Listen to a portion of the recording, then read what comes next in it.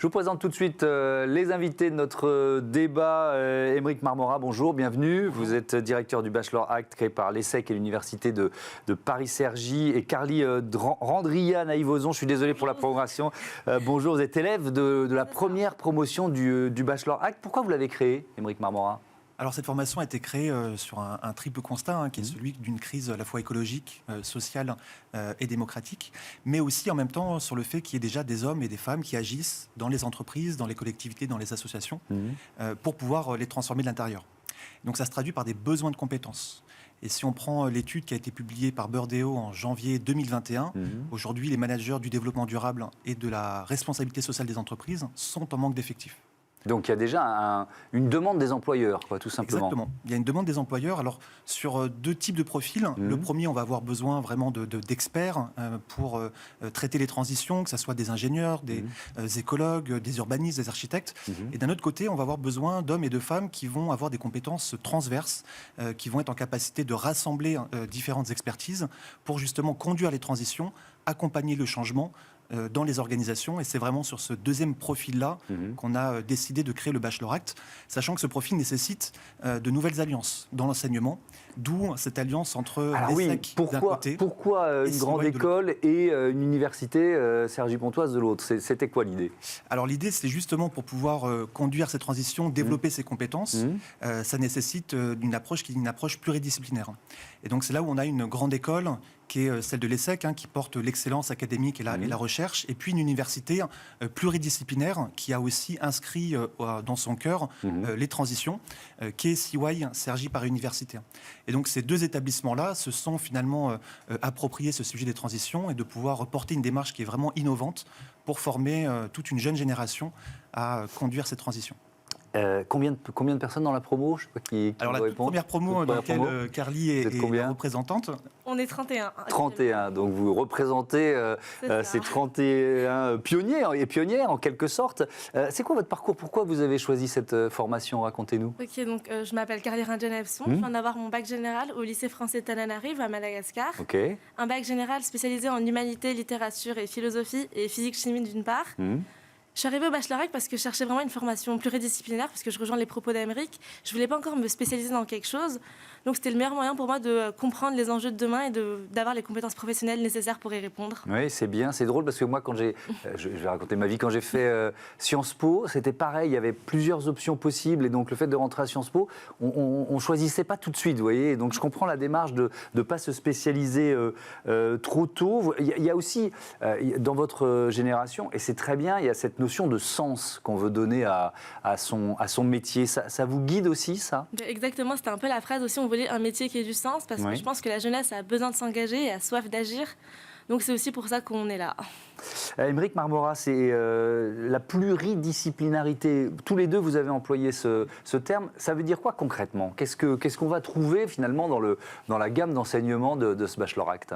Alors, la formation va justement avoir une démarche pluridisciplinaire. La première, ça va être pour comprendre les transitions, de quoi on parle, à 4 niveaux. Le premier, c'est à l'échelle du système Terre, avec à la fois de la biologie, de la chimie, pour comprendre le climat et le lien qu'il peut y avoir entre climat, biodiversité et société humaine. Vous avez eu des surprises, tiens, avec les premières semaines ou les premiers mois de cours, parce que si vous êtes là, c'est que vous êtes engagé, mais est-ce que vous avez appris des choses déjà sur l'état de la planète ? Puisqu'il y a on parle souvent de claque climatique. Est-ce que vous l'avez ressenti, ça ? En fait, on était tous un peu sensibilisés déjà à ce qu'on voit tous les jours, mais vraiment prendre le temps d'étudier ça, c'est beaucoup de claques, beaucoup de nouvelles choses qu'on apprend, de nouvelles manières de penser, de voir que maintenant on peut penser tout ça de manière systémique aussi.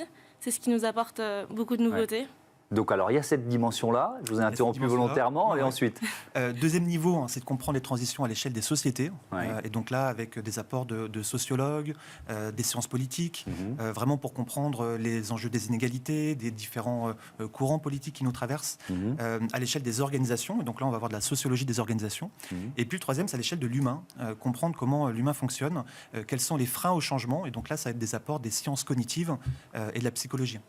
La pluridisciplinarité, ça va être aussi dans le passage à l'action, puisque la pédagogie est vraiment une pédagogie active par projet, et donc les jeunes, tout au long de leur parcours, vont être amenés à monter des projets très concrètement.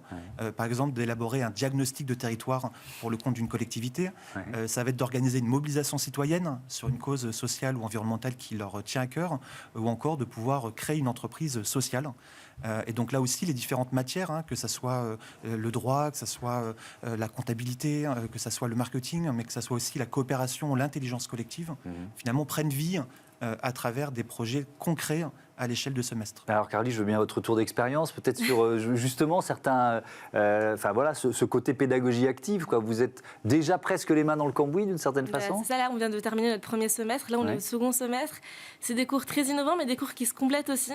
Et peut-être, justement au début, on voit peut-être pas forcément le lien qu'il y a entre chaque cours, mais on apprend justement à voir qu'est-ce qu'il y a. Par exemple, on a fait de la biodiversité pendant tout le premier semestre, où on apprenait justement à comprendre l'importance et les enjeux que ça peut avoir par rapport à nous, l'humain, mais on avait aussi des cours d'intelligence collective avec des facilitateurs qui nous ont appris à collaborer ensemble, Ça, ou même marrant, des cours de décoloration, enfin plein de choses vraiment diversifiées. Facilitateur ou facilitatrice en intelligence collective, ça se passe comment un cours en intelligence collective? C'est des heures le matin où on apprend par exemple, à parler de la vision qu'on peut avoir ensemble, le monde qu'on voudrait voir demain, à discuter ensemble, à prendre des décisions ensemble. C'est connaître les outils, mais aussi savoir aussi agir. Comment vous choisissez ces intervenants? Je ne vais pas faire toute la liste, mais climatologues, sociologues, on vient de parler d'intelligence collective, les chercheurs en sciences cognitives, vous l'avez parlé. Il y a des entrepreneurs aussi, j'imagine, qui participent. Comment vous les choisissez? Parce que ce sont des personnalités engagées, forcément. Alors, le point commun, il y a l'engagement qu'ils peuvent avoir dans les transitions. Il y a des enseignants qui viennent de CY, il y a des enseignants qui viennent de l'ESSEC, et puis il y a des enseignants qui viennent de d'autres établissements. Donc CY, c'est Cergy-Pontoise, Exactement. Pour ceux qui n'auraient pas fait le lien. C'est ça. Et donc, on va vraiment chercher des enseignants qui, à la fois, maîtrisent leur sujet, sont également des pédagogues. Et ça, c'est un point important. On essaye d'avoir le minimum de cours magistraux, mais plutôt vraiment des cours en actif, où vraiment les étudiants vont pouvoir interagir, poser des questions, travailler sur des projets concrets. Donc, il faut aussi une vraie touche de pédagogie, et puis un engagement pour ces sujets. Est-ce qu'on parlait de la demande des recruteurs, tout simplement. Est-ce que cette formation, vous l'avez imaginée, pensée, travaillée peut-être avec eux pour qu'elle soit la plus efficace possible? Parce qu'on va parler de débouchés après. Oui. Bon, on a travaillé en effet avec des chefs d'entreprise, avec des collectivités. Moi, je viens du monde de l'économie sociale et solidaire. Donc vraiment en partant des compétences dont on a besoin pour pouvoir conduire cette transition et essayer d'identifier du coup les débouchés de la formation. Et à l'issue de la formation, les jeunes vont pouvoir alors, soit poursuivre un master, et il y a une grande partie qui vont faire ce choix-là. Et donc là, il y a plus d'une trentaine de masters disponibles, que ce soit dans les sciences de l'environnement, que ce soit en termes de sciences politiques ou de collectivité, que ce soit en termes de management, voire en termes d'entrepreneuriat. Et puis ensuite de pouvoir exercer des métiers qui sont en lien avec le développement durable, avec la responsabilité sociale des entreprises, mais aussi la mobilisation citoyenne, le développement territorial, et ce, aussi bien dans des entreprises, des collectivités, que des associations. Carly, vous en êtes où là? J'allais vous dire, qu'est-ce que vous voulez faire plus tard? Ben non, c'est trop tôt. Ça, c'est la question piège. Mais oui, non, mais surtout que vous nous l'avez dit, la démarche, c'est justement cette pluridisciplinarité que vous recherchiez. Donc, à court terme, déjà, comment vous voyez les choses? Est-ce que vous avez déjà une idée, après quelques mois, de dire ah, tiens, ce métier-là, peut-être qu'il me tente, il me correspond plus qu'un autre? En termes de métier, non, je ne sais pas encore. Tôt, mais je sais que je vais sûrement faire un master après, mais je ne me ferme pas de départ parce qu'il y en a de nombreux. Donc, il faut encore que je choisisse. Mais là, la prochaine étape, c'est de trouver un stage déjà.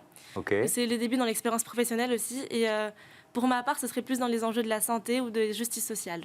D'accord, c'est ce que vous recherchez. Donc, ça veut dire quoi? Vous avez des partenariats, pour les stages, parce que c'est un casse-tête souvent.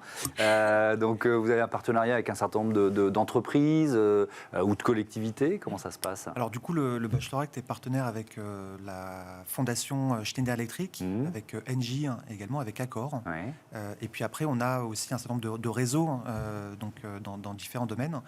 Et là, on a différentes propositions de stages qui arrivent.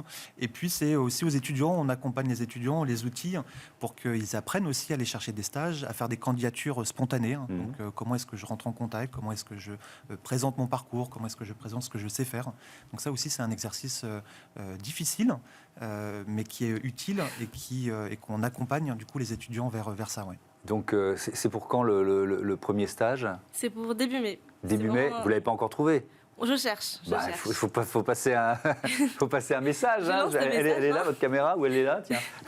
Dans les enjeux de la santé, ce serait ça. D'accord. C'est Et quoi plus généralement, moi je fais un appel pour tous les étudiants. N'hésitez pas du coup à nous contacter. Vous êtes au bon endroit pour ça. Tiens, on n'a pas parlé du profil des étudiants. Donc il y a une 31 étudiantes et étudiants dans cette première promotion du Bachelor Act.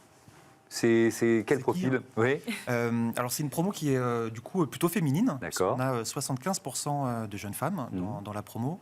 On a des étudiants qui sont du coup comme Carly aussi bien en terminale que en réorientation. On a 35% d'étudiants qui ont fait une première année de licence, qui s'y sont pas retrouvés et qui du coup ont fait à côté soit travailler, soit un service civique et qui ont ensuite fait le Bachelor Act.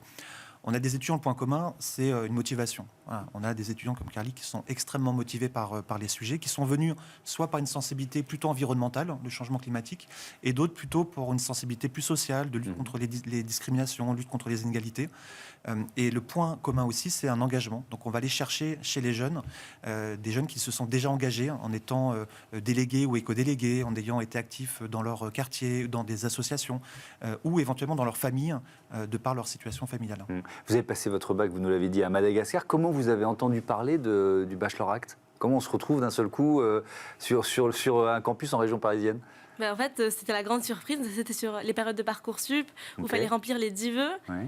Et je cherchais vraiment quelque chose en rapport avec le développement durable. Et je cherchais à m'engager justement sans savoir que ça existait. Donc je tapais des mots-clés, développement durable, engagement, tout ça. Je suis tombée sur ça et c'est franchement une très bonne solution. Et ben voilà, comme quoi Parcoursup, qu'on critique souvent, ça a aussi du bon. Merci beaucoup, merci à tous les deux d'être venus nous présenter ce Bachelor Act. On passe à notre rubrique Start-up, la bonne idée du jour. Elle est signée Yacon & Co.